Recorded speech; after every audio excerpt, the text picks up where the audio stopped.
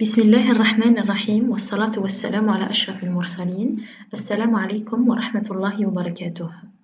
أولاً أشكر القائمين على هذا الملتقى الوطني الافتراضي حول التسويق الإلكتروني في ظل الأزمات الراهنة. مشاركتنا بهذا الملتقى بعنوان Attitude des clients face à la digitalisation des services bancaires, études qualitatives. من إعداد الباحثين الأستاذ الدكتور بودا نبيل والأستاذة الدكتورة أكارن ريم من جامعة بجاية. La démocratisation d'Internet, l'expansion de l'usage des nouvelles technologies numériques a laissé académiciens et professionnels parler de la transition d'une entreprise traditionnelle à une entreprise digitalisée, qui se réalise dans différents secteurs d'activité, dans le secteur bancaire. La banque fait partie des opérations économiques incontournables de notre société, d'où l'impact important de cette révolution numérique sur le secteur bancaire, qui fait face à la naissance d'un nouvel état d'esprit et une remarquable révolution des pratiques de gestion vers une clientèle bancaire plus exigeante, plus familiarisée avec les nouvelles technologies sur le plan personnel et professionnel. Suite à tous ces changements, les responsables se retrouvent dans l'obligation de connaître, de déterminer et de mesurer l'attitude de leur clientèle bancaire, d'où la nécessité de répondre à la question principale suivante: quelles sont les attitudes de la clientèle envers la digitalisation des services bancaires? La structure de notre problématique s'articule autour de la problématique de la principale hypothèse formulée comme suit. La clientèle bancaire des particuliers possède une attitude globale relativement positive et d'une intensité faible envers la numérisation des services bancaires.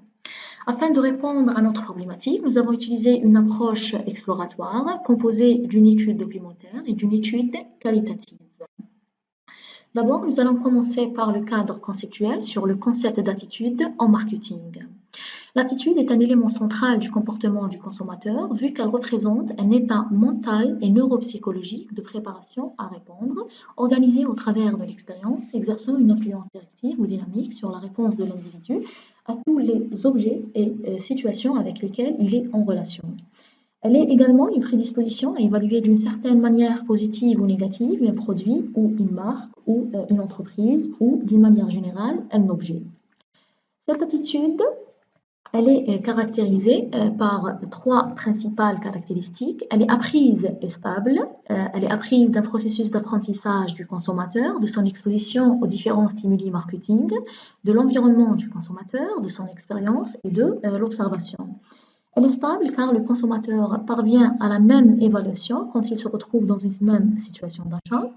L'attitude possède également une intensité et une orientation.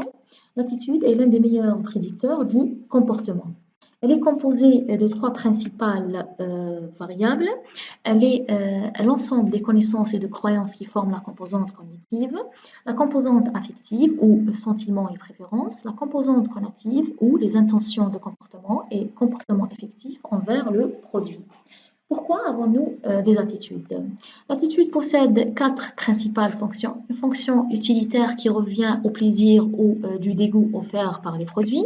Une fonction d'expression des valeurs, car certains produits nous permettent d'exprimer une image et certaines valeurs dans la société. Une fonction de défense de l'ego, vu que les individus, pour protéger leur image, développe certaines attitudes négatives et une fonction d'organisation des connaissances, car l'attitude crée des repères afin que le consommateur arrive à comprendre son environnement.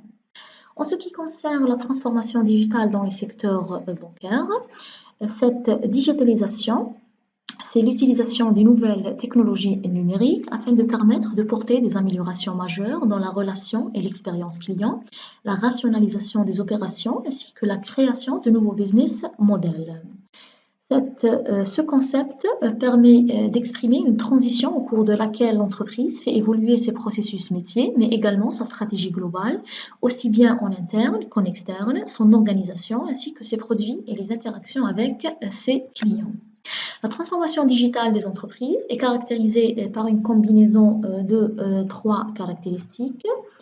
qui sont en premier lieu l'automatisation, la deuxième caractéristique qui est la dématérialisation et la troisième caractéristique qui est la réorganisation des schémas de l'intermédiation qui permettent toutes un accroissement de performance, une apparition de nouveaux canaux de communication et de distribution et enfin la possibilité d'accéder directement aux produits et aux services dont le consommateur a besoin.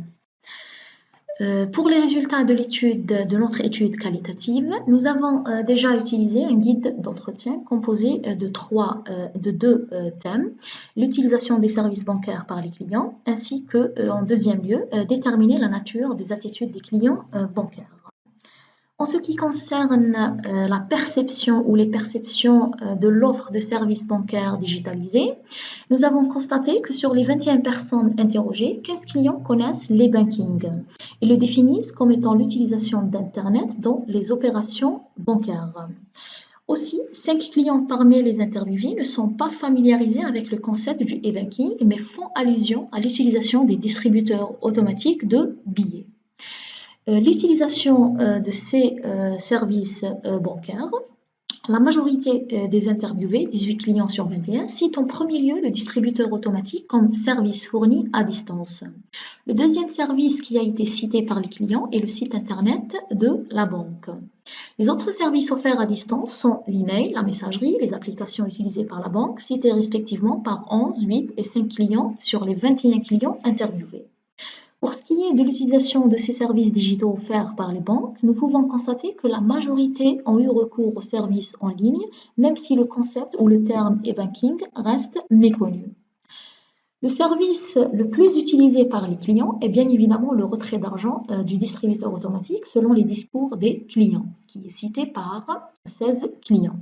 Le deuxième service qui a été cité est le recours au site internet de la banque, 12 clients, pour effectuer quelques opérations permises par la banque, telles que la consultation du solde, demande de chéquier, etc. Les autres opérations ne sont pas utilisées fréquemment par la clientèle. Concernant le call center, il n'a été cité par aucun des membres de notre échantillon. En ce qui concerne les attitudes de la clientèle face aux services en ligne, pour la première composante, qui est la composante cognitive, les clients interrogés possèdent en majorité des croyances positives sur l'utilisation des services bancaires à distance, que ce soit l'utilisation des dates, du site internet ou les autres services. Les autres répondants, soit 6 clients, ont des croyances négatives à propos des services bancaires en ligne suite à la non-maîtrise de l'outil informatique selon leur discours. Ce qui est expliqué par la fonction de défense de l'ego de l'attitude. Lorsque le consommateur se sent frustré ou menacé, il exprime une attitude négative vis-à-vis de l'objet et de notre cas vis-à-vis des services en ligne afin de protéger son image de lui-même. Ces croyances et connaissances de la clientèle bancaire et qui sont relatives à l'objet de l'étude renvoient à la fonction utilitaire ou instrumentale de l'attitude. Cette fonction utilitaire aide le consommateur à évaluer le degré d'utilité des services digitaux. C'est une fonction reposant sur le conditionnement instrumental qui oriente fondamentalement l'individu vers la récompense plutôt que la punition. La croyance est positive vu que la digitalisation des services offerts selon les clients de la mobilité, de l'autonomie et un gain de temps. Pour la composante affective, la majorité des clients, même s'ils apprécient cette évolution dans la gestion de leurs relations avec la banque, ils restent toujours attachés à la banque traditionnelle. Les clients passent à l'agence pour des opérations bancaires qu'ils peuvent effectuer à distance.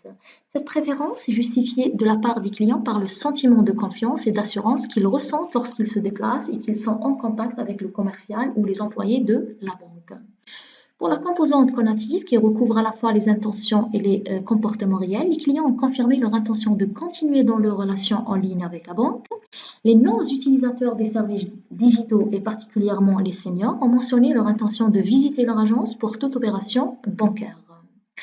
Pour la conclusion de notre étude, l'importance de mesurer les attitudes de la clientèle bancaire revient à la vitesse avec laquelle le secteur bancaire a évolué. À l'adoption aussi rapide et à l'engouement des consommateurs envers ces technologies numériques, ce qui permet de connaître les croyances, de déterminer les préférences et les sentiments, ainsi que les intentions de comportement de leur clientèle. Ce que nous pouvons aussi suggérer, c'est que les pensées descriptives qu'entretient la clientèle bancaire dans la wilaya de Béjaïa à l'égard de la digitalisation des services bancaires sont majoritairement positives. Face à une préférence partagée entre e-banking et banques traditionnelles, la banque doit réagir afin de faire changer cette préférence positive d'une intensité faible à une intensité forte.